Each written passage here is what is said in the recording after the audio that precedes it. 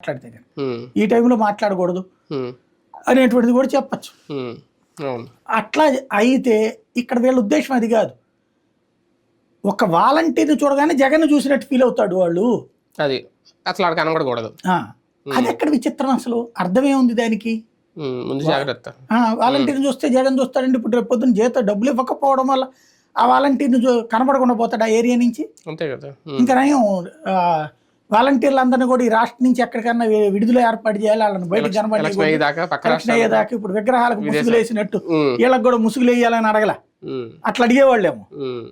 అదేం దౌర్భాగ్యం అర్థం కాదు.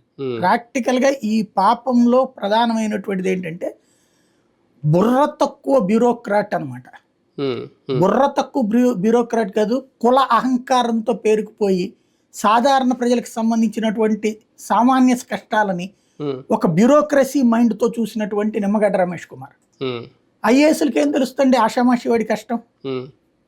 పొలిటీషియన్ అనేవాడు కనుక లేకపోతే ఐఏఎస్ చేతుల్లో ఉంటే కనుక బ్రిటిష్ వాడి బానిసలాగా బతికేవాళ్ళమ్మా. బ్రిటిష్ వాడి టైంలో ఏంటి, అధికారుల ముందు చేతులు కట్టుకుని ఉంచునేటటువంటి దౌర్భాగ్య పరిస్థితి. చెప్పమనండి ఆ ముక్క, ఇప్పటికి కూడా అంటలేదు ఆయన. పైగా ఇప్పటికి కూడా సమర్థిస్తున్నారు. ఏంటి ఆయన చేసినటువంటి పని? క్రిందసారేమో సచివ